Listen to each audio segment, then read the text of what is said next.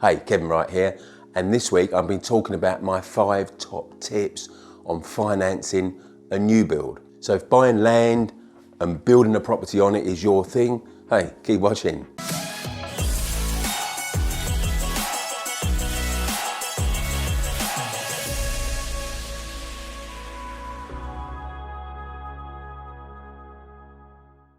Maybe you've seen this build to rent strategy. And I've got to say, it's a pretty good strategy. But if you haven't built a property before from scratch and your portfolio has been built by doing refurbs, possibly an extension here or there, then new build, buying land and then building on it works differently. Let me tell you how. Here's the big thing you need to know. Development finance is different. It's different from buy-to-let mortgages or HMO or any other type of mortgages. It's even different to bridging finance. Now, the major banks are no longer actively lending for development finance, for new build. They were into it into a big way before the credit crunch of 2008-9, but they dropped it like the hottest of hot potatoes, and they've never really come back into it. Now, nature hates a vacuum, so who jumped into it? Well, a lot of specialist lenders that really only do development finance in many cases. So very niche lenders, certainly not household names to the broader population. Here's the first tip. You need experience. What? Yep, development lenders like to lend to people that have already built properties. Now that's a bit of a catch-22, isn't it? Because how can you get experience if they won't lend to give you the experience? So just doing refurbs or extensions for development finance lenders doesn't count as development experience. They want new build experience. So they want you to have already built 1 or 2 units and then they'll lend to you. But even if you've built 1 or 2 units, they're not going to lend on a 10-unit development. So each time you want to scale up to do something that you haven't done before at that level, you're going to hit a barrier with development lenders saying, we don't want to lend to you on this. Is there a workaround? Fortunately, yes, there is. You've got to buddy up. You've got to find someone that's got the new build experience that you lack. Now, most obviously that would be a builder, but it could also be an architect or a project manager. Some architects do project manage. And to be more acceptable to more development finance lenders, don't get them on a contract basis, get them on an equity share basis.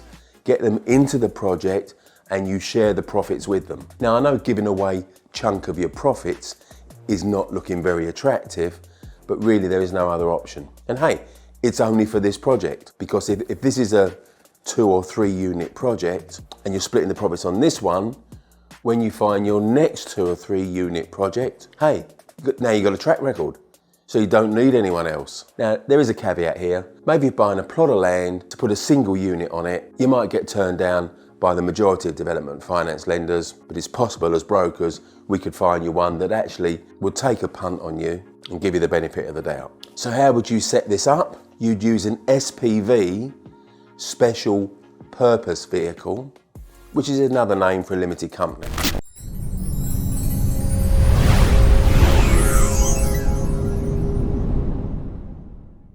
There's something missing in your life, and I know what it is. It's subscribing to my YouTube channel. You know you're going to feel better. Subscribe, subscribe, subscribe, subscribe. Click the link and the dingy belly thing and the Instagram. That feels so much better, doesn't it?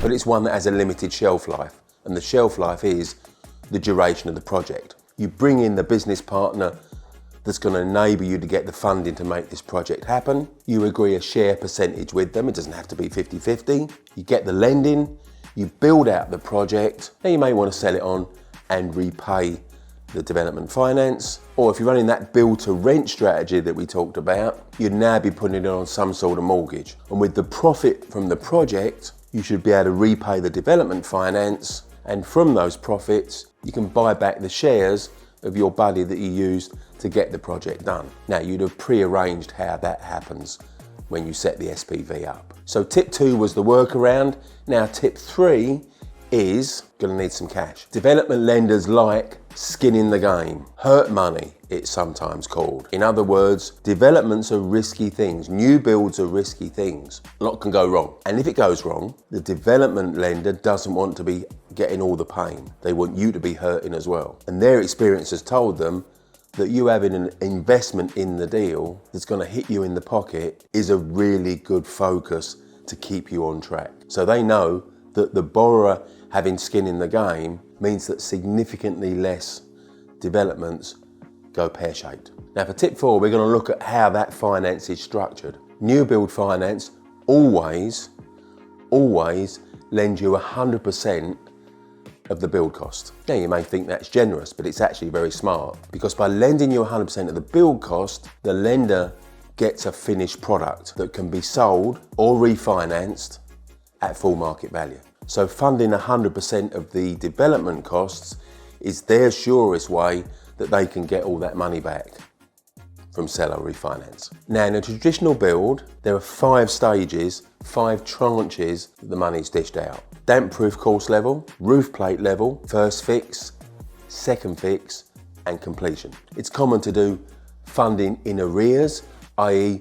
you kick off the build, you get the foundations and the groundworks in, you get it up to DPC level, out comes the quantity surveyor, checks the quality of the work, signs it off, and your tranche of money comes into your bank for you to now fund the build up to roof plate level. That process repeats itself until you've got a fully built project, when the QS makes the last visit to sign off the completed project, get your last tranche of money. Now different tranche arrangements can be agreed with the lender and their QS if that works for you and them. Now if you bought the site with your own cash completely with no borrowing, then development lenders would actually lend in advance. They'd actually give you the money to put the groundworks in up to DPC level. But if you didn't have that much cash to put into the project and you had to borrow 50% more of the site acquisition cost, then that's probably not going to happen. You have to fund phase 1 yourself and get paid out in arrears. New build interest is invariably rolled up